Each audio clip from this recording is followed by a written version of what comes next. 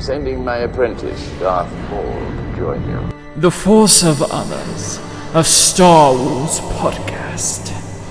What fun! What fun!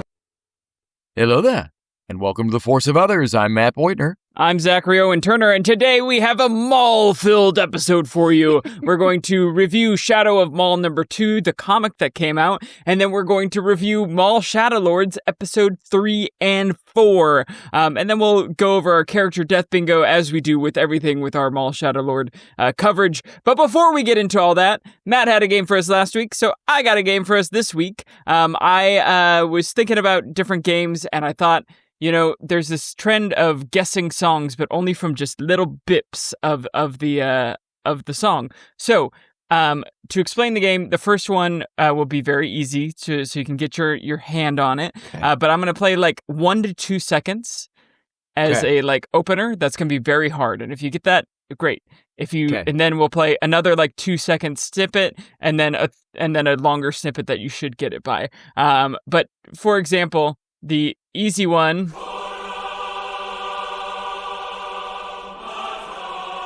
You know, it might be Duel of the Fates. It might be. But to go just so like if you hadn't gotten it there, then I would have played. And you probably if you didn't get it there, we would have played here. Cool. So that's how the game works. And we will go with our next one. This one's going to be a little harder now that you've gotten your feet wet. Okay. That's Yub Nub. Yub Nub, you got it. My only...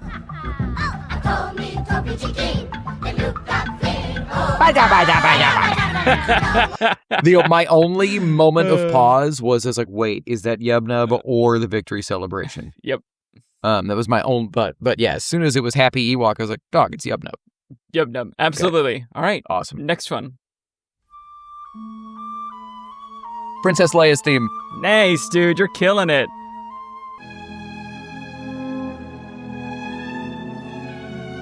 All right, this one might be a little bit harder. Qui-Gon Jinn's death. Yes, dude, killer. You're killing it. This is shit for our listeners. Yep. All right. Okay. Next one.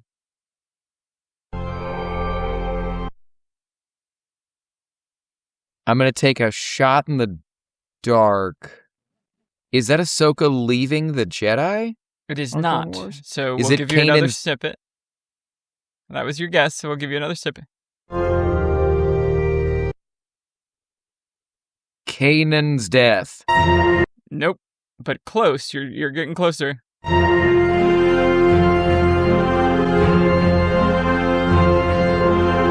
Oh, it's Thrawn. It's Thrawn. You got It's Thrawn. Once it got into the organ music, I was like, oh, okay, it's Thrawn's theme. Yeah. All right, I got 2 more. Clone Wars opening fanfare. Yeah.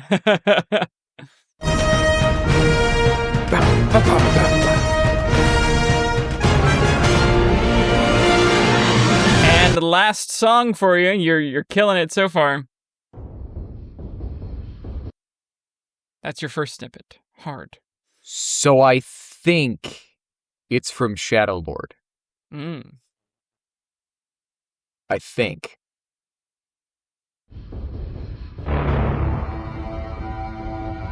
Yeah, it's Shadowlord. Yeah, it's the main thing from Shadowlord.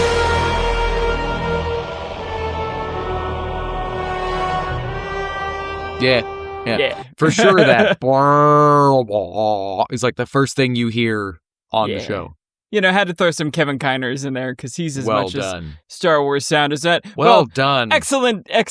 If you were playing along at home, let us know. If you have any games that you'd like us to play or anything you'd like us to talk about, email us forceofothersradio@gmail.com, and we will either play it or talk about it. But Matt, how was your week? How did Star Wars find you?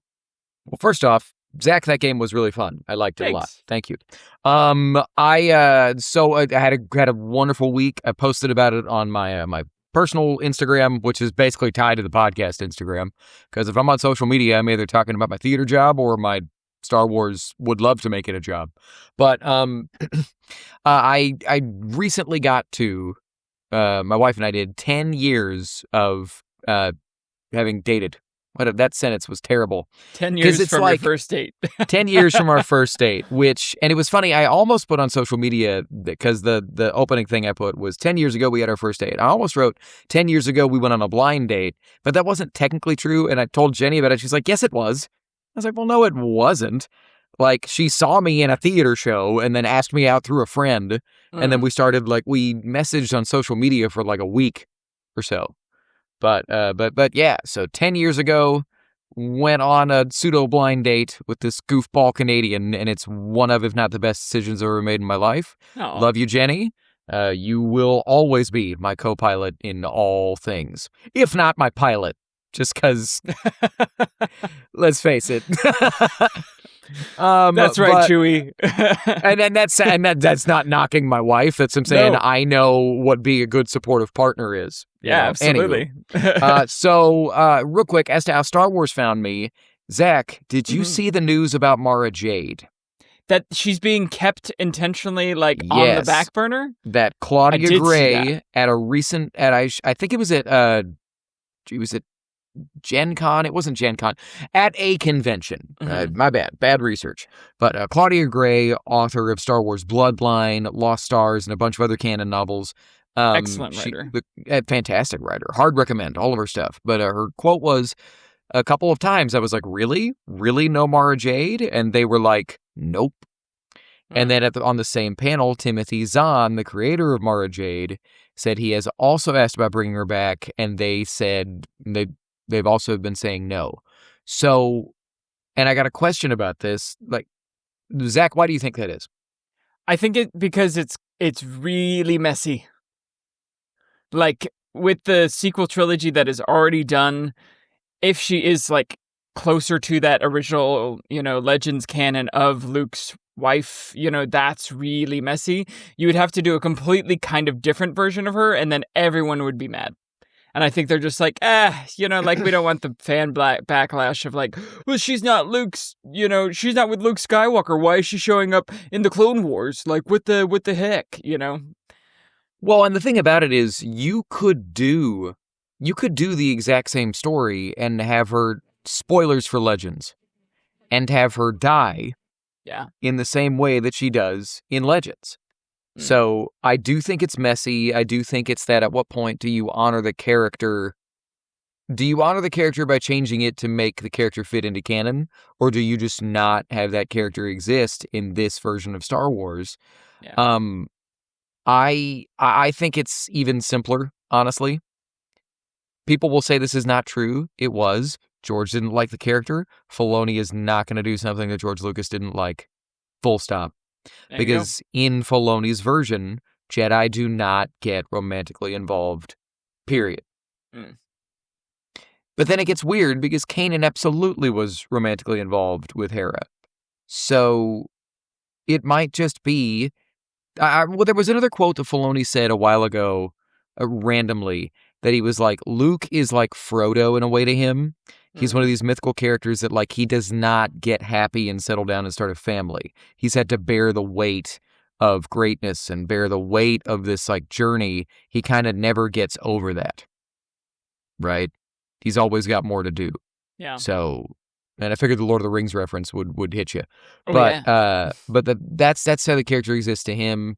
I think it really is just as simple as George didn't like the character and Dave doesn't want to do that. Mm-hmm. I still think she could work in canon. I think you could tell the exact same story, but I also don't think... It'd be interesting to see her on the Ahsoka show. I think it would be an amazing don't have her story. Be romantically involved, but have her be a foil to Ahsoka would be such a cool way to bring her in. I just don't think they're going to do it. I don't think they would. Well, but the whole purpose of the character from the beginning, and they took time to get there, but was to give Luke a love interest. Yeah. Right? Let's start them in a way where she will literally be wanting to kill him, right? That's kind of her whole reason for being, and then eventually turn into love. But anyway, so the official news that Lucasfilm is saying no Mara Jade. I'm conflicted about it, but whatever. As for another Legends character, and whether or not they'll show up in canon, recently Sam Witwer was asked that question of who would you want to bring in, and I'm gonna throw it to a clip from IGN. Other than Starkiller, who is one Star Wars video game character that you would like to see come into either live action or animated form? Oh my God. Well, Kyle Katarn definitely comes to mind. I mean, they brought his gun back in Andor. I thought that was cool. He's done a lot for us, and it'd be nice to see him return in some way, shape, or form, because he was formative for us.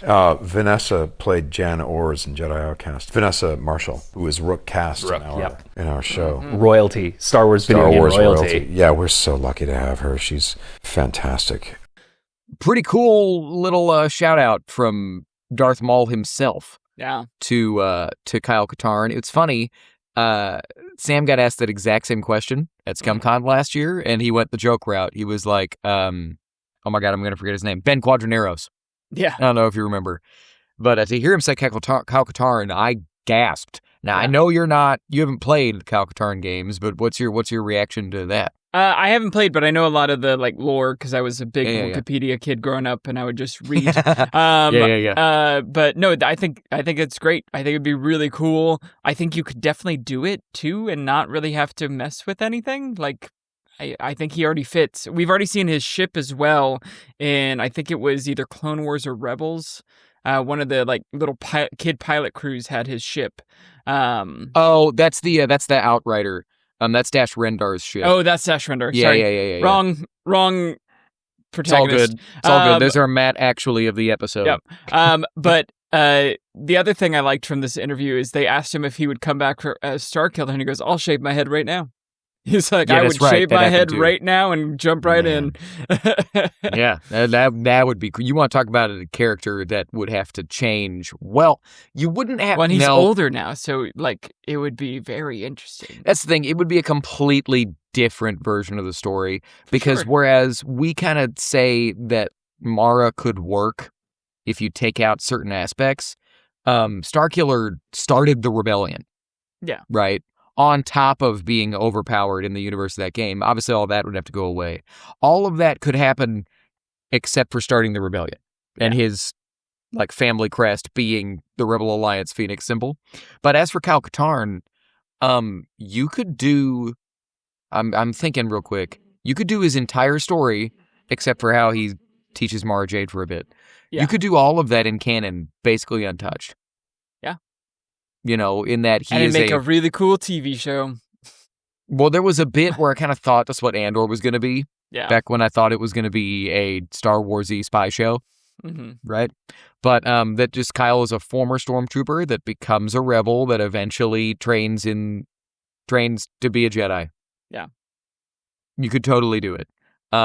So, hey, that'd be sick. I mean, in many ways, my only reason that would maybe push back against it is they've kind of taken Kyle Katarn and split him between Kanan Jarrus and Cassian Andor. Yeah. Kind of in many ways. Not exclusively, but kind of. Yeah. But anyway, that's how Star Wars found me and the legends that I think don't necessarily have to stay legends. But Zach, how was your week? How'd Star Wars find you? Yeah, week was good. It is getting warm. So we were opening our patio at work. So I actually am going in early. Today I'll be working outside, which I'm very excited about. Spring has sprung and it is beautiful. I had some good auditions this week, and how Star Wars found me. My old barback, who I used to talk about Star Wars with all the time, showed up at the bar this week. So cool. Corwin, if you're listening, it was great to see you, buddy. He sent me he sent me a essay, a verbal essay on how he would fix Star Wars. So I'm gonna give that a listen, and if it's maybe throw it up here for some certain different things, but probably get you on the podcast soon, get you interviewed, and awesome. he has some very hard opinions that sometimes we clash on. But I was gonna say, I love you, buddy. Fix Star Wars? Yes. Right on, bring him on. That'd be cool. But yeah, it was really just fun catching up with him and talking about Maul, and he's a great guy. And then just that whole week, I've been kind of finding the Star Wars people at work and talking about Maul, which is like guests, like people coming up to the bar and they're like, yeah, this new show, like, what is this? Like, Cool. when does this take place? How did he even come back? And I'm like, you have come to the right bartender. I got you, brother. And you're shamelessly telling him about our show, right? Oh, of course. Sick. I got business cards, baby. Well, if any of y'all are listening, hello.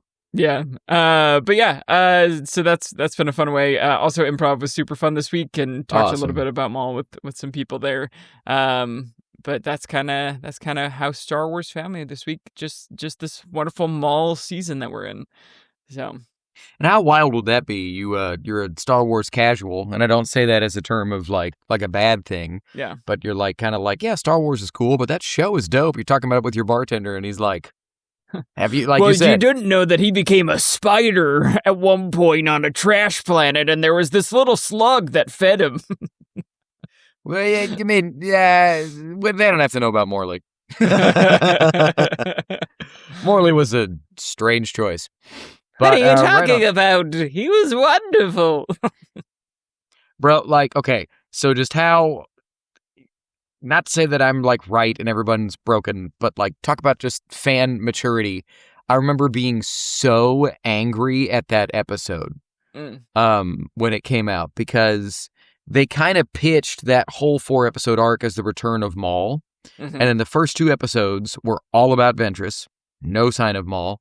And then Maul showed up in the last like couple minutes of that 3rd episode as a spider monster. But the majority of the episode is Savage shuffling around on Lotho Minor with Morley. And I was like, what are we watching? And then when Savage killed him, I was like, why didn't you do that 10 minutes ago? But hey, the story they're telling is the story they're telling. Just because it isn't what you wanted doesn't mean that it's wrong. Yeah. So, anywho, but as we are in the Age of Maul, let's dive into the Canon Comics Corner. Woo-hoo! To talk about Shadow of Maul number 2. Just to sum up super quick, this very quick read of a comic. Very quick. Trying to keep the crime boss Demas from making a deal for 20 million Imperial credits.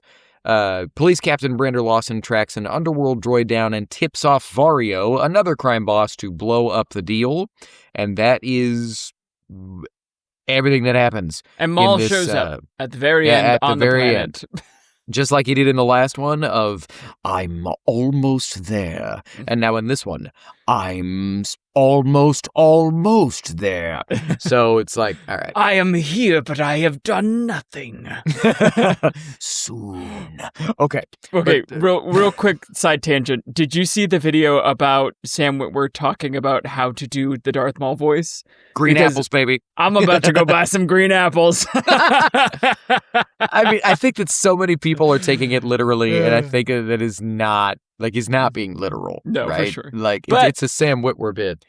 I mean, food does have a certain, mouth feel sometimes, so maybe it helps him, Oh, and definitely being, like, hydrated. Well, being hydrated and stuff, and having that acidic in there. Acidic? Having that acid in there. Good Lord. But anywho, Shadow of Maul number 2. Yeah. Zach, opening thoughts for this second of 4 comics. Being the second of 4, I thought we would... I had different expectations for what this comic run was going to be. Yeah. And for something to say Shadow of Maul, there's a lot of not Maul in this comic. And I would like a little bit more Maul in my Shadow of Maul. But that being said, it's some of my favorite versions of Brander Lawson. Really? I like him in the comic a little bit more than I like him in the show. Really? I feel like he has a little bit more swagger, He's got a little bit more...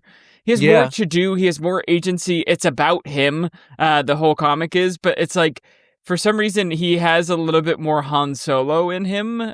That works for me. But what about you? Sorry, didn't mean to talk over you. Well, I'll get into that more later. But my opening thought was kind of a meh.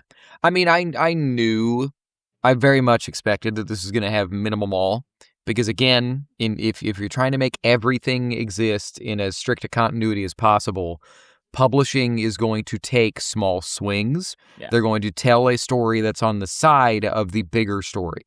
And to keep from potentially stepping on the toes of anything happening on the show, they're going to have as little Maul as possible. Yeah. Right? I think it's weird that it's a quote-unquote prelude to the show that's coming out simultaneously that has, I'll just go ahead and say this, I like Lawson more on the show. His characterization is completely different here. Yeah. In the comic, he doesn't want to follow anybody's orders, and on the show, it's just the Empire. Mm-hmm. That's it.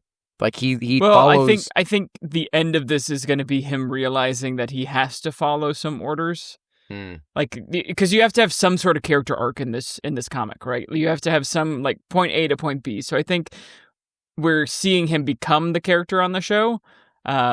He's less of a loose cannon on the show, you know? He's still a loose cannon. I mean, spoilers for our discussion later, he's definitely a loose cannon in these 2 episodes. Yeah. You're right. But okay. But getting into our, I jumped to negatives. But getting into our biggest likes, I've got a couple. Yeah. Overall, I thought this comic was fine. Yeah. New Star Wars is good Star Wars, but it was fine. But your biggest positive, Zach, mainline all of them. The droid in this is so cool. He looks like a camera that has a hood and, like, you know, knife fingers. And when Lawson jumps on the subway and, like, can't find him and then he's on the roof, that's such a great splash page. Not splash page, but, like, such a great panel. I thought that droid was super cool. I thought it's cool to see a droid that is shady but competent, and, like, you know, it's a different kind of droid than we've really seen before, which is fun. And it totally reminds me of, like, you know, a speed camera or like a some sort of camera. Cool. But I really liked that. I really liked Two Boots. Two Boots is fun to see him like be a good competent cop. You know, it's all intents and purposes. I liked seeing Vario at the height of his game. It's cool to see, because in Maul we're getting, you know, Vario kind of being a pawn or, like, you know, comic relief or, like, all this, but it's cool to see Vario be the crime boss that he is, or the syndicate leader. And then I really liked Maul's arrival. I thought it was cool that they're all, like, you know, waiting for him. They're all in kind of, like, you know, lava suits or whatever, and they throw the ship into the lava to make sure it's destroyed. Like, I thought that was a cool, mysterious entrance. And of course it finally had some Darth Maul in it. Besides that, you know, everything else, I was just, it's fine. It's a perfectly fine comic. It just feels, I just wanted a little bit more. So, what about you? I had the same likes, to the point that with the design of the droid, to the point that, like, when they called him a droid, I was like, what? Because he looks like this, like, creature. Yeah. He's got this hood and he's got claws and stuff. But yeah, that whole sequence was awesome. I really liked the art in this book, but I think a lot of that, not to downplay the artist, but a lot of it comes from just the design of Janix is so cool. Yeah. It's just so cool. We're going to make Gotham / Metropolis in Star Wars, but with, like, watercolored neon lights all over the place, just, like, bleeding through the whole city. It's like Blade Runner if Blade Runner was Star Warsy. Yeah. Where the lights are, like, more fun and not just depressing. Yeah. But yeah, and so we've already done it, but do you have any other dislikes we haven't already talked about? Anything that you didn't think worked? No, I mean, it's perfectly fine. You know, I just want more, and that's fine, you know? Yeah, I only got one. I just thought it was a cheeseball line. Lawson to Two Boots. I know you're programmed to follow orders, Two Boots, but the city's programmed for disorder. It's like, okay. Like, come on. Matt, this is the same franchise that says I don't like sand. It's rough, coarse, and it gets everywhere. It's not like I don't like that line, dog. True. That's fair. But I just thought it was a cheesy line. Like, I don't know. I thought it was a little on the nose. But okay, moving into discussion questions. I got one. If you got any questions out of this? It was mostly referenced. So the only thing that I thought was cool is that while this is a prelude, only other thing that I thought was cool while this is a prelude to the Shadow of Maul show, to the Shadowlord show, it references something, this comic issue referenced something that happened in this week's episode where they reference Lawson's son, Riley's sport. Botekin, I don't know. Do they give a name of the game that Riley plays on the show? Or do they just say, I know Two Boots says you've got Riley's match right now. I don't know if he calls it, I couldn't remember if he calls it the game. I don't know. There might be like a little announcer thing at the very, like when he's running out onto the field, but I don't. I remember all that I heard on that was another point scored. I remember because I was rewatching it today and I forgot to go back to the scene with Two Boots. But another point scored for Lawson. And then his coach's like, Lawson, take center. Yeah. But you don't hear. So I guess it's Botekin, a.k.a. lacrosse. Botekin. AKA Star Wars Lacrosse. Yeah. But anyway, but that's all that I had for this comic is okay. Yeah. Cool. The thing I do really like about Star Wars Lacrosse is we do see the lacrosse like handle thing that in Phantom Menace. It's hanging in Anakin's in his room. So there is precedent for Botekin. It's all the way back in Phantom Menace. Well done. Yes. Good job. That was awesome. I need to write that time code down because I'm clipping that for sure. Excellent.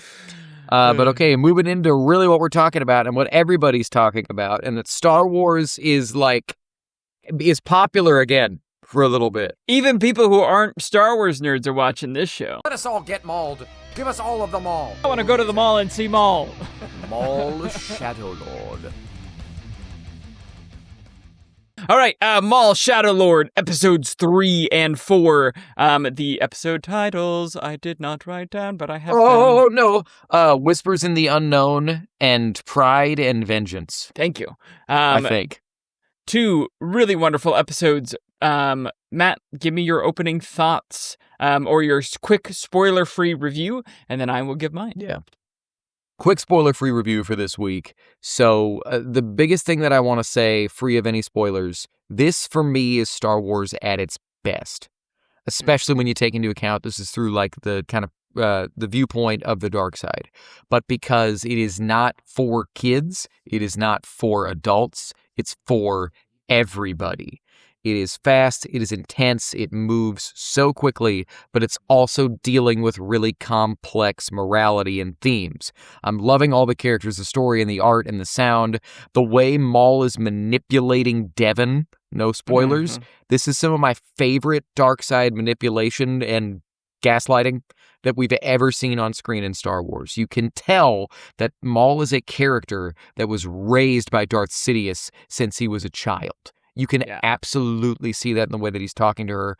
And to be slightly negative, these scenes worked for me in a way that the Clone Wars Season 7 felt kind of forced when Maul was talking to Ahsoka, where he's like, but he is the key to everything. We must kill Anakin. I was like, I mean, but that's not enough for her to, like, join him.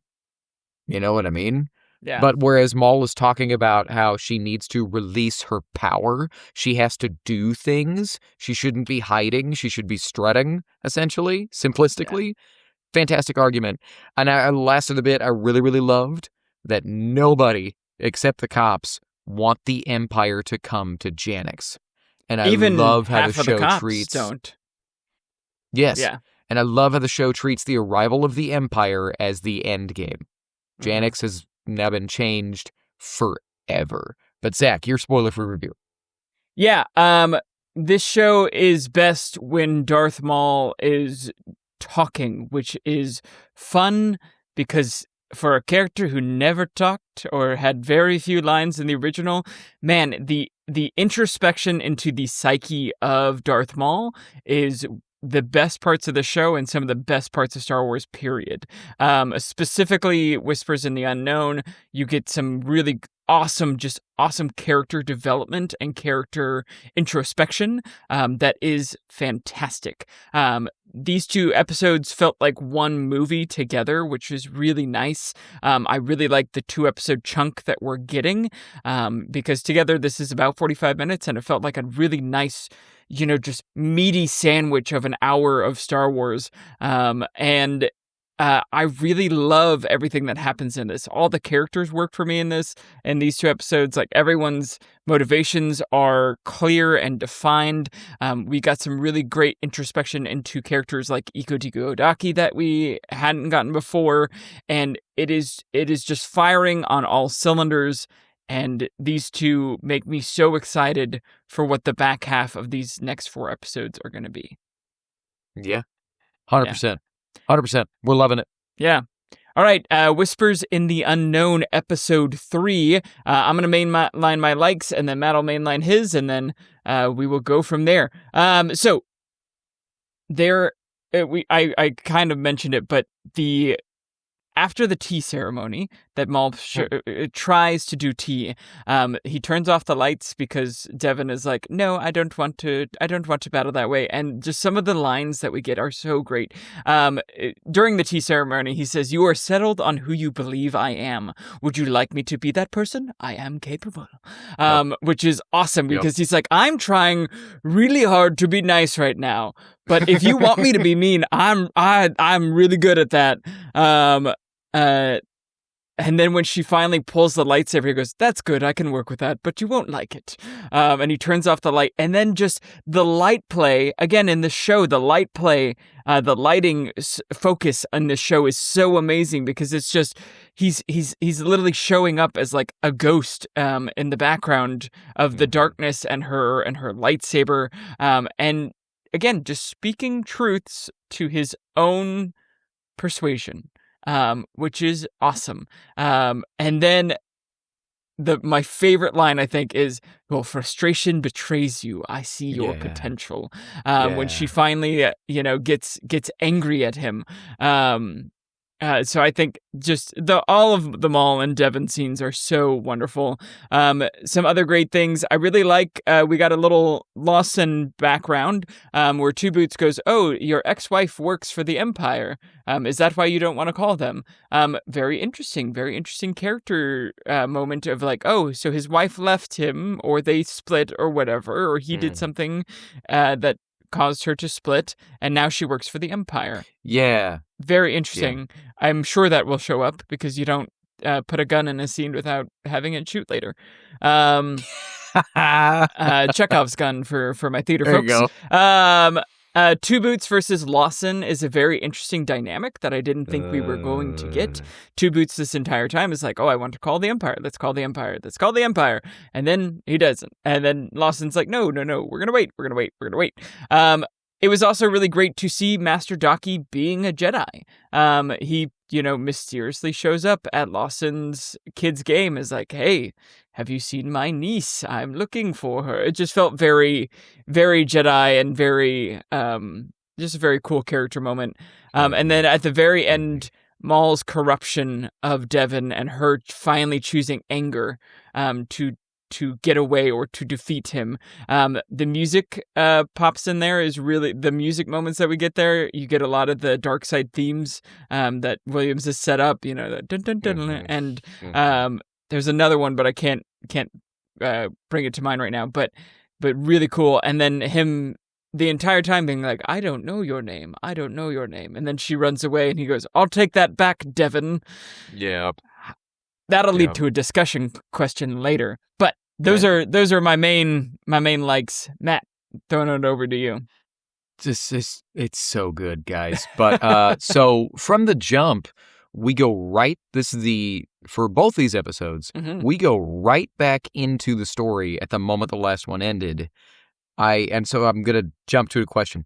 Do we think that's gonna happen for every single episode for all 10 episodes? Because for 4 now, or I guess for 3 after the first one, we have jumped into the literal very next moment. I don't think it will. I think we're going to get a little jump on this next one because spoilers at the end of the next episode, the Empire shows up. I think I don't know if we'll get the immediate arrival of like, I'm corporate so-and-so from the Empire, and I'm going to break this place down, you know? Or I think we'll actually get more time jumps later. But I could be wrong. Could be. But I similarly, Maul's manipulation/teachings. I did think it was funny that you called it tea ceremony. Yes. Was our speculation correct on the visions happening? No. Just some tea. But I loved that when he's like, you know who I are, and you know who I are, you know who I am, and she's like, you're a murderer, and he says, well, we do what we must to survive. Rich, coming from the guy that slaughtered innocents on Clone Wars to draw out Obi-Wan Kenobi. Come on. But to shout out the other action sequence we haven't talked about yet, the warehouse shootout with Two Boots was so cool. Every action sequence on this show so far, every single one is inventive and works and is fun. And it's so inventive, it's easy to take for granted. But every single sequence has something unique and cool. And then sidebar, it's so stupid. I cheered when I saw the shot of Two Boots' boots. It's so funny. He lands on the platform and you get a close up on his boots. Yeah. And then it was like so silly. And then I loved, we talked about it when we were talking about the comic, but Riley's Botekken match. I was really excited to see a sport in Star Wars. Yeah. But I also thought it was a very smart financial decision not to show it to us. And then that whole sequence of Brander and Master Taki talking in the tunnel reminded me of the Mean Joe Green Coke commercial from the 70s, which I was not around for, but it's framed like exactly the same. Yeah. Have a Coke and a smile. Thanks, Mean Joe. Yeah. Anyway, but I loved Brander pushing back on the Imperial arrival because he knows once they show up, they're never gonna leave. Yeah. Right? And similarly, I really liked Two Boots just kind of thinking like a droid, we've got to call the Empire. Yeah. Same as we used to call the Republic. They'll send a Jedi, they'll help it. And he's like, it's not like that. Yeah. I'm jumping to discussions, but I'm wondering, we know, right? Now that we know that Lawson's wife is like an Imperial officer, I think that the backstory we're going to get is she used to be different, and then she got corrupted and kind of chewed up in the Imperial machine. And so he knows nothing good comes from this authoritarian regime. It's also interesting, too, because based off of episode 2, we know that the son wants to go see the mom, right? So, and he's like, we'll go together. It's fine. So, interesting. I think he doesn't want, I think this could be a version where he doesn't want Riley to go talk to her alone, and she starts talking politics. Yeah. And swaying Riley to be like, hey, Palpatine's really not that bad of a guy. Yeah. He's just trying to bring order. Anyway. But, silly but Maul trash talking while lightsaber dueling is something that Star Wars doesn't do enough of. Right? It's just the villains should be talking trash, especially when they're not trying to kill the kid. This is very, very Luke versus Vader in Empire Strikes Back coded, where he's teaching while he's beating down on you a little bit, but he's not going to do any damage to you. Yeah. Right. He's just going to show you how good he is and talk to you. Good, release your anger. Which fans of the show know that is my favorite lightsaber duel in Star Wars. But you had something to say. Oh no, I just agree. It's like Dark Side Spider-Man. Spider-Man's always making quips when he's attacking the bad guys. Like, whoa, you're really good at this. Oh, and Maul's like, yes, cool. That's good. You are good at this. What's the line from the first Spider-Man movie? That's a nice dress. Did your boyfriend give it to you? But, and I wanted to shout out, you get the one time that you get a close-up on Devin in this duel with Maul is when he gets the saber close to her face and she screams. Yeah. She releases her anger, and that's when Maul moves to the other side and lets her lead. It's like, cool, got what I wanted. The anger is in there. Fantastic. Yeah. I've gotten you to dip into that pool of rage once. You'll want more. That's all I needed. Yep. And just the symbolism of that sequence that Maul's talking to her and trying to twist her mind in this subterranean environment. She climbs up towards the light, literally sees the tunnel, is going to go back to the light side, and Maul's there blocking her way. Mm-hmm. And doesn't let her leave and his until shadow. she dives into her anger. Yeah. Yes. Just like his horns coming up towards her like a hand. Yeah. So good. But if we have any dislikes, was there anything that didn't work for you? Star Wars therapy time. My only dislike is that when Lawson's watching his son's game, he keeps on turning to Dekodaki. It's like, pay attention to the game, dude. like he kept on like, Deco is like fully looking and is like, yeah, I'm watching the sport. And then Lawson keeps on turning to him and being like, bah, bah, bah, bah. It's like, no, just like stand next to each other, watch your son play. But like, that's just give me the thing, you know? That's just because he doesn't want him to vanish again. That's I'm tired true. of people disappearing like they did for the first 2 episodes. I'm staring at you. You're not getting away. Well, that helps. Maybe that's the reason. My neck's been working so slowly lately. I'm just going to angle my body towards you. Yeah. But I got a similar silly dislike. When the Pike boss threatens Vario, and this might be in the next episode. No, it's in this one, where he's like, if you betray me, I'm going to feed your remains to my Nexu horde. I was watching going, Vario is an Alina. Nexu are like 85% mouth. One would eat him with 1 bite. What do you mean feed his remains to your horde? Like it would be like chomp, done, and the rest will be hungry. Man. But so yeah. You know, it just is more intimidating, you know, to be torn apart rather than just swallowed whole. But it would just be like gone. But so into our discussions. Yeah. Zach, take it. How do you think Maul knows her name? Do you think it's I am like in your mind, or do you think it's, I have records of Jedi? I think it's the Force. Because he says in the first episode that like the visions he's been having have been leading him here to this Jedi that he can transform into a weapon, transform into his talon, if you will. I think it's just the Force. Cool. Honestly. Yeah. So, yeah. What else you got? That's it for this episode. Do you have any more for this episode? Oh, yes. Well, I guess, and this is more of just kind of a similar like, just that Maul is so good at manipulation that he, one of my favorite lines we haven't talked about yet, that he says to her, you crave that unfulfilled destiny. Mm-hmm. Wouldn't your master be impressed if you killed me? Mm-hmm. He's just like, wouldn't a good thing happen if you reached out with anger? But Maul kind of like almost appears to be teleporting around that dark room. There's times where she turns and he's right there and then he's gone. Yeah. Right. The only other times I can think of a Sith teleporting like this, other than Maul on Rebels in Ezra's mind, right, is the Stranger. Do you think, and I mean, I don't think he's literally teleporting. Do you think it's almost like a Sith mind trick thing? Oh, for sure. That's what I got from it. I'm going to project myself here. I'm going to project myself there. I'm going to, make you not know where I am. Yeah. It's just cool and very scary. Very. So do you think that all the other cops, other than Lawson, are way too willing to accept Imperial help? I don't know. I mean, like, Lawson isn't, but like, I mean, the droids make sense, right? Like, they're programmed. Sure. Okay. And his captain is also on his side. You know, she's like, we shouldn't call, but if you don't handle this, I'm going to have to. I'm going to. And then the others are, I don't know. Do we get other moments with the humans being like, oh, we should call the Empire? I think that there were, if I remember right, there's another.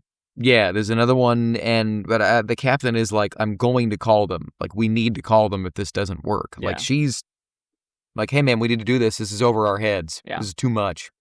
Right. But she does give him the full authority to, like, go take a strike team. You know, it's just like, take care of it so I don't have to, you know? That's true. That's true. But, I mean, that's going to be the storytelling of the show. I will say, I do think we're going to get a scene of the Inquisitors taking over the police department. We've seen it in the trailer of Marok putting his kind of grabbing Lawson's shoulders and standing behind him very threateningly, I'm sure. But I think we are going to see him lose all of his authority. Oh, for sure. And then we're going to get Comic Lawson back, and he's going to be skirting the authority. Could be. But I wanted to shout out, we got a question that I thought was interesting on our Instagram post about like my theory that we're literally going to see her transform into black and red tattoos, Devin. But Dark Meld Depot says, listen, hear me out. Maul is a master of combat with insight into his master's plan and full use of the dark side, along with helpful Mandalorians and Zabrak goons. Why would he need an untrained Jedi child's help? Zach, what's your response to that? Well, one, he's getting visions of needing an apprentice. It's also the Sith rule of two, right? He is raised from from very young to be like, hey, you are going to be my apprentice, and then you will eventually kill me, and then you will get your own apprentice, and then they will kill you, and then it's the power, it's the structure, it's how he was raised to be. Maul always wants an apprentice, whether it's Savage, whether it's Ezra. He is for all intents and purposes lonely. He wants to share a deeper connection, however twisted that may be in the dark side, but to train someone, to make, a weapon, to fashion someone into him, to have somebody like him. That's the way I see it. So yeah, I agree with all that. I also think that like you said, this is what the Sith do. Like, why? I'm going to tell you, I think that Devin would be a lot more helpful to Maul than Luke would be to Vader in Empire Strikes Back. You want to talk about untrained? Like, no. She is a classically trained Jedi Padawan.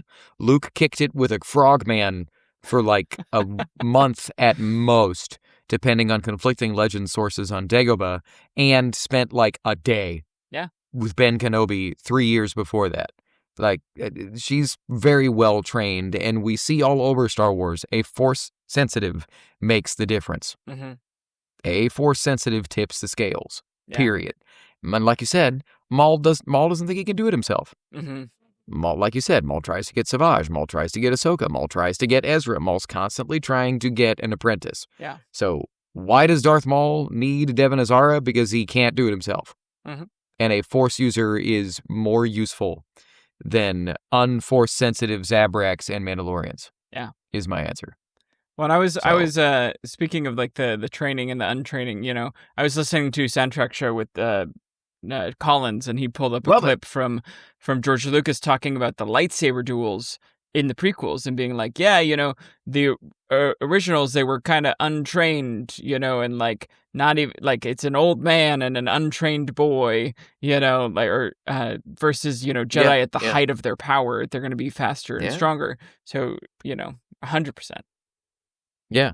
That's another fun Star Wars bit. I remember I saw an interview with Mark Hamill around the time of the prequels. He said, the thing about it is I was asking George in the originals if we could start doing one-handed moves and like twirls and stuff and making it a little more intense. And George was like, no, these are heavy. They don't work like that. Yeah. He's like, and then I watched this and I'm like, well, why didn't I get to do that? Yeah. Pretty fun. But moving into episode 4, Zach, let them know everything you loved. Yeah, I really liked the question of like, okay, is Vario going to turn on Maul because he is such a little seedy character, and then him being part of the plan, I thought was really cool. Go ahead. I think he's part of the plan. That could be a discussion question. I really loved the fake out of Maul. Icarus really shining through here with the use of a lightsaber. Icarus getting his own hallway scene, which was really cool. And then we get another Maul hallway scene with actual Maul, which I thought was just awesome. Maul force pulling the lightsaber to cut Krim in half. So cool. But yeah, I did call it not being Maul as soon as he was, as soon as he slumped over. I was like, that guy's skinny. That's the goon. That's not him. He doesn't have the same arm definition. But yeah, Icarus is no joke, and that one little sequence, there's like a little shot, blink and you miss it moment, where Icarus is kind of like looking up when Maul arrives, of being like, oh, how much training has Maul done with Icarus? You know, like that was a very, I would love to see some backstory there. Speaking of the lighting and stuff like that, Devon is super pink when she reunites with Daki. The lighting is bright and light, and she is super like pinked out versus like all of the red that we've seen her in the other episodes. I love Maul being a crime lord, but also very reasonable. When Lawson comes up, he's like, "Hey, I won't cause you any problems. You're not going to cause me any problems. I'm just going to operate here. Let's call it, you know, you don't want the Empire. I don't." Very reasonable. This whole sequence though is really beautiful, of like them coming into, the cops coming in, and the Mandalorians are there, and you know, Maul's up in the rafters. It was very cinematic. I really liked how they framed all of that. I love when Devon and Daki go up to Maul, and he's like, "You've come to kill me." He's like so sad about it. He's like, "Man, we can work together," you know, like. I thought that was such a nice character moment of just being like, "Oh, damn, I thought this was gonna work. All right, I'll show you another way." I loved Daki telling him, "And you will find justice even in times as these." Daki being true to his morals, true to his ideals, even when he's being hunted. I love that Maul is still tempting Devon, even though he's talking to Daki. You know, he says, you shouldn't be crawling. It's your unwillingness to use your power that makes you weak. And although he's talking to Daki, he's not. He's talking to her. Well, to the point that when he says that line specifically, the camera pushes in on Devon listening. Yeah. And she goes, you know. Yeah. I love that Daki is actually pretty good martially. We see him attack Maul's legs, which is great because that is a huge weakness for him that nobody really ever manipulates. So I loved seeing that. And then the clash with Maul versus Devon really reminded me, it's framed very similar as the clash of Kylo and Rey. We get a callback to "Let me train you." It's the exact same sequence and the same light play on the faces. You know, you're untrained. I could train you. That Kylo gives to Rey. And then last big like, I like Spybot's smokescreen. I thought that was such a cool little moment of Spybot being like, "All right, time to go," and then he just smoke screens the whole area and they all get away. I thought that was sick. I really loved this episode. Awesome. All right, over to you. Yeah. I thought it was really funny that Maul explains his actions to Marg Grimm's corpse. Yes. I laughed a lot. And it's that great line, "But you tried to kill me. You failed." Small moment when Daki's walking down the street and he passes the street food cart, looks straight up like the food on Outlaws. Oh, yeah. You know, I liked that stylistic similarity of the way street food looks. I love that Daki is getting ready to dive into the sewer and hide, and then he stops. He's like, "Padawan." Before she comes into frame, he's like, "Oh, she's right there. Cool." Love that. And I love that then we get some character progression here of Devon was listening to Daki in the first episode. No, we can't even shoplift. We will depend on the kindness of others. And now that she's been hearing Maul talk about the use of power and that you have to assert your will on the galaxy, you have to do things, she's like, "Hey, we have to stop him." Right? So she's in that moment kind of she's the balance. Yeah. Right? Of what a Jedi, you could argue, should be. Right? Like, I'm not just going to sit back and do nothing. I'm going to do what's right. I'm going to push back against evil. So she's kind of manipulating Maul's teachings in her own mind, right? But you can also see that he's starting to take root. Yeah. The things that he's telling her, right? I thought Lawson killed Two Boots for a moment. Oh, yeah? When he deactivates him, I was like, did he just kill Two Boots? But obviously he didn't, just turn him off. Yeah. But I'm so surprised. I like Vario. and I want more Vario. I'm trying to think of another full scum and villain scummy character that's the used car salesman type in Star Wars that I've liked this much. Like, Hondo has elements of that, as Morgan has elements of that on Rebels, but I never really liked him. But I think Vario's really funny. Mm-hmm. I think it's just funny that he's a little guy, and he's like, what? Oh, hold on. Maul's right here. I'm bringing a message. Don't shoot me. Something very funny. Yeah. And like you said, very reasonable Maul. Like, I want to operate here, whatever. And he goes, I admire your spirit, Captain. Die well. Mm-hmm. And they all start shooting. He's like, fine, die well. Die well seems so familiar for me. Does he say that? He says that to the Mandalorians in Season 7. Cool. Die well, Mandalorian. So I talked about last week when Gar Saxon was like, hey, are you coming? Yeah. Because we're getting wrecked. And he's like, no, die well. Bye-bye. I love in the fight, Maul is fighting both Jedi, but you watch him. He is trying to get them separated as quickly as possible. He's not trying to kill Devin. Yeah. He's toying with her. He is trying to kill Daki to the point that, like, at one point he pushes her away and then roars and jumps and spins with everything he has, and you can see the difference. When he's coming at Daki, he is full send, trying to finish him. And I can't remember. There's just something that takes me back to being a kid about seeing Darth Maul go have 2-on-1, him versus Jedi. Have we seen that since The Phantom Menace? There might be a comic or something, I don't remember, but I don't think we've literally seen that. Clone Wars, then. He and Savage face Obi-Wan and what's her name? But I don't know if they... Adi Gallia, but that's 2-on-2. Right. But I don't know if there's ever a, like... Oh, no, we see it, Kanan and Ezra? Maybe? I don't think they both fight him simultaneously. He blinds Kanan. Yeah. And then I think that's the last, and then he kills an Inquisitor. And that's the last fighting he does. If I remember right. Oh, no, he blinds Kanan and then he falls off the pyramid. Yeah. Sorry. Nerd cred. Lost. Anyway. But yeah, I don't think we've literally seen Maul having to go 2-on-1. But I wanted to point out that knee kick that Daki does to Maul, that hasn't happened to him, but that's how Obi-Wan gets out of that fight. Where it's Savage and Maul fighting Obi-Wan and Adi Gallia. Adi Gallia gets killed.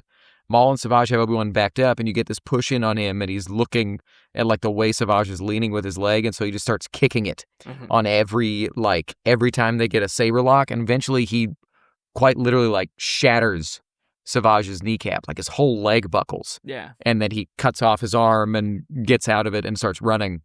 And the way that Maul gets mad, it's probably just as simple as, like, you kicked my knee. That hurt. But the rage on his face, I wonder if it's like, if he's thinking about Savage in that moment, is the way that I had canon it. Cool. But okay, so anything that didn't work for you in this episode that we very clearly loved very much? No, nothing. Everything works in this episode for me. So my only one was the first thing that you talked about. I didn't really like the fake out with the other Zabrak. I thought it was handled kind of clunkily. Oh, really? It was just like, and I mean, it's a new way to give Maul a cool entrance and a way to sneak into the Pike stronghold. But, I just thought that he could have just as easily opened the door and come through. I don't think Vario was in on it. I think the way Vario pushes in on the blaster and is scared, I think he's like, I got a moment, because he's happy when he shoots. Why would they give him a Icarus. blaster? Maybe he stole it. Because he's like proud and happy when he shoots. I don't know if it's Skarn or Icarus. It's Icarus. He's for sure. Yeah, he's skinnier, lighter. Oh, good call. Good pull. Good call. You're so right. Well done. But he's like happy when he shoots him, and I don't know that Vario's an actor. You know what I mean? I don't know. Or maybe he is, and I'm wrong. But I just thought it was kind of clunky. But in a discussion points, you got anything else you want to talk about? Yeah. A silly one, but how quickly does the Empire make Star Destroyers? Because this is only a few years after Clone Wars, and we have a full-on Star Destroyer. It's not the Venator class from Clone Wars, you know? Well, that And I know it's iconic happens. and look, you know, but I was like, oh, that's interesting. We are a year after the Clone Wars, according to Whitwer and others, of course, timeline in Star Wars is always intentionally vague, and I like that about it. I mean, I don't know, about as fast as they make an entire fleet of Zeiston Star Destroyers for the sequel trilogy. Yeah. You know what I mean? I'm trying to think of other stories in this time where there's already Star Destroyers. I know there are some, but I don't know. I would say fast. Yeah. Yeah. I guess when it's a good point, though. When the Imperial machine's working, Then my other discussion question, Icarus, do you think that Maul has... he has obviously trained Icarus enough to mimic himself, right? Because we see he's very Darth Maul when he comes out. Do you think he considered training him as apprentice? Do you think he has trained him martially? Obviously martially, but do you think there's any... I think force that it's... leaning? I don't think so, because then it would call into question why he needs Devin if he has an apprentice already in his care. But you could say that this guy doesn't have any training. I don't know that he has trained him much, because what I got out of that sequence, I was sitting here going, kind of similar to you, I was like, that's probably not Maul, because he is like hacking and slashing, and there's no like deft maneuvers to the saber. He's just kind of big baseball bat swings, and he doesn't deflect any any blaster bolts. True. Yeah, he just kind of charges forward and is just swinging like he's swinging an axe. And I just think that points to how nasty a lightsaber is. Yeah, it's a problem.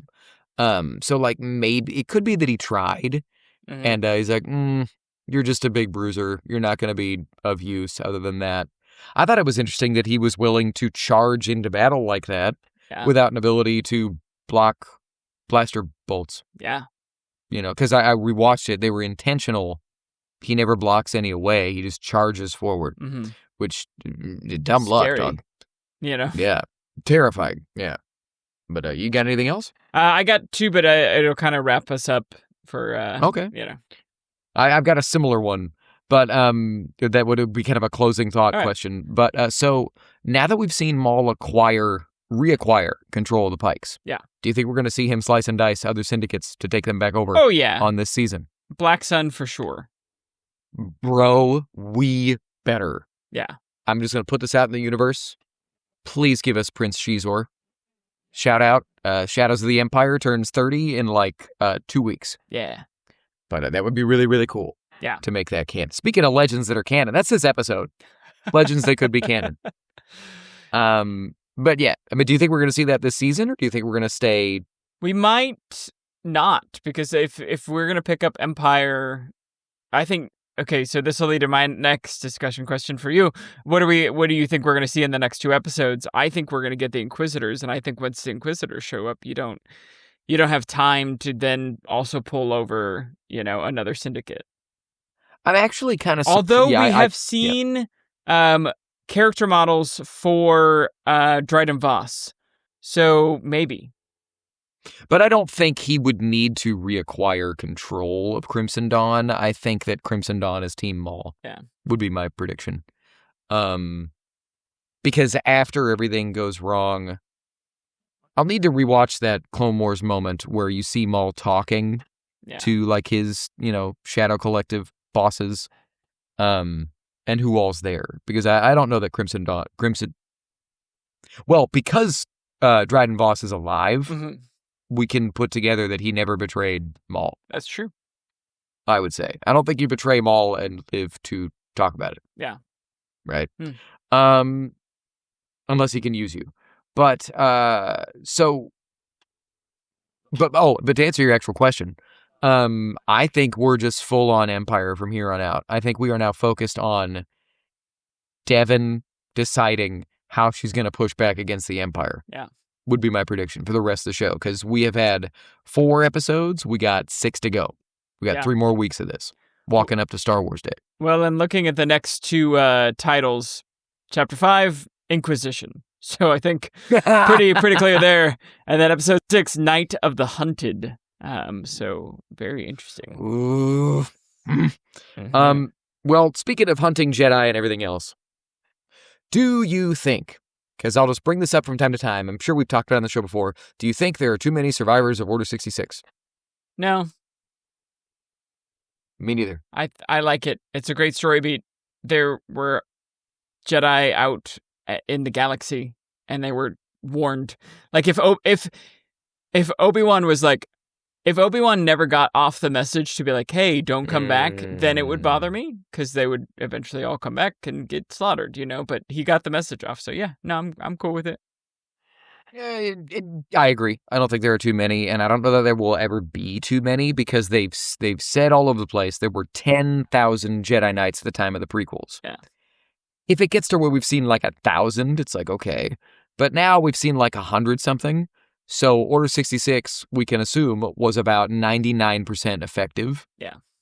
That works. Yeah. That works. So I just wanted to bring it up because I know I've already seen people talk about it online and stuff. Yeah. But okay, so I have a closing thought / question. Yeah, go for it. But okay. So Brad Rao is kind of the supervising director that took over from Dave Filoni. He was over the last 2 years. Justin Ridge did the last 2 years of Rebels. But Brad Rao has been in charge of The Bad Batch and this. He might have worked on Resistance. I didn't do my research. I'm sorry. But I think, or I'm wondering if Star Wars is going to fully transition into Star Wars animation, is going to fully transition into serialized stories like this. Because Bad Batch had moments of excellence. When that show hit, it was amazing. And it was this tone where it's animation that looks incredible, sounds incredible, and is telling really deep, complex stories. I mean, the episode of Crosshair choosing to go against the Empire full on deals with racism. Full on. Like against the clones and stuff. And him deciding, I am an individual, I am a human, I can make my own choices. When that show was amazing, it was amazing, but I think that the worst thing about it was that there were so many episodes every season. For sure.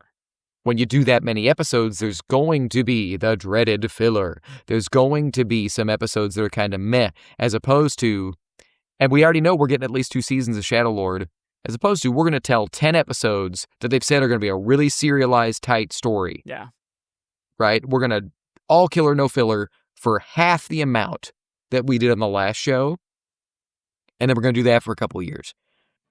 And because it's the same guy running both shows. Do we think that Star Wars animation is going to kind of transition into that? I think so. I think it would be a good way to go. The filler episodes are great. They're fun in different media. Like Clone Wars has a bunch of filler, but at the same time, attention spans are shorter than they used to be, and so like, I even mine, I don't know if it sometimes you're like, oh, 22 episodes. I got life. Like, I don't know if I got time for that, but so I think if you can tell a really good story in 10 episodes versus 22, do it. No. Yeah. Focus it, be more specific. Yeah. So. Yeah. Love it. And worth bringing up in a way, a serialized version of a Star Wars show is is closer to what inspired Star Wars. Yeah. It was the Flash Gordon weekly serials, right? Where it would literally pick up the moment the last one ended. Yeah. Every week. Right? Yeah. So there you go. But okay, you had closing things. One closing thought, one cool thing that I found this week about Maul Shadowlord, and just interesting. I was listening to the soundtrack show again by David W. Collins and revisiting Duel of the Fates, and we hear a lot of Duel of the Fates in this show. And if you don't know, Duel of the Fates is Sanskrit, but it is taken from this poem that John Williams loves called Battle of the Trees. It's an old Welsh poem, and it translates to under the tongue root, a fight most dread, and another raging behind in the head. I thought that's a very interesting poem. And we hear, Kora Ratama, which is like, dreadful head, dreadful speak, give, dreadful speak, give, dreadful battle. It just kind of returns. We hear that, but they have the music director and supervisor and sound editors have chosen to put that music into this show, not just because it has to deal with Darth Maul, because that's what most people know him with that song, but I think another raging behind in the head is such an interesting That's cool. Interesting thing when we're talking about Darth Maul. And I think that poem in general really kind of speaks to the character. And that kind of hit me this week, and I wanted to bring that to people's attention. But yeah. Shout out David Collins. Yeah. That's awesome. That fits the character perfectly. Mm-hmm. Well, Zach, Shadowlord character death bingo, nobody died. Nobody died. At least that was on this bingo card. Had I known we were going to kill so many pikes, we'd have 7 bingos by now. But we didn't know those characters existed yet. Come on. Yeah, I had no clue. But who knows? Maybe these inquisitorious peoples will die next week. Mm-hmm. I do think if the Empire's showing up this early, I think it's mighty possible we're going to get Vader. Oh, maybe. I do think it's possible. I know and fanboy's got a fanboy. Fulfillment. Fanboy's got a fanboy, but I think it's mighty possible. Mm-hmm. All right, Zach. Let them know how they can get involved with what they just watched or listened to. Yeah, if you have any thoughts or discussions, or you want to tell us we're wrong about our opinions or what we think is coming, let us know in the comments, either here in the podcast, on Instagram, on YouTube, or email us, forceofothersradio@gmail.com. Like and subscribe if you're on the YouTubes. Hit that notification bell. If you're in a podcast, leave us a 5-star review. It really does help. I know everyone says this, but we gotta. Let us know what you're thinking about the show. We're super excited about it. We got more panel guests on to talk about the next few episodes. We're super excited about that. Anything else you want to add, Matt? Hey, just enjoy this era of Star Wars that we are in right now. Enjoy it. Watch it. Enjoy it. Apparently, I didn't think this was happening, but I saw something. Apparently, Ahsoka has more or less been confirmed as coming out later this year. Nice. So, not only are we getting Shadowlord, not only are we getting Mandalorian and Grogu, not only are we getting The Ninth Jedi, we're apparently going to get Ahsoka Season 2. Yeah. All in this year. I'm excited. And then next year's the 50th anniversary of Star Wars. What a time to have a podcast. What a buffet. Let's go. What a buffet. But right on. That being said, remember, we are not the force of others. You are. And the force of others will be with you. Always. The Force of Others, a Star Wars podcast. Something about a tongue root and a head battle. Okay. Dreadful.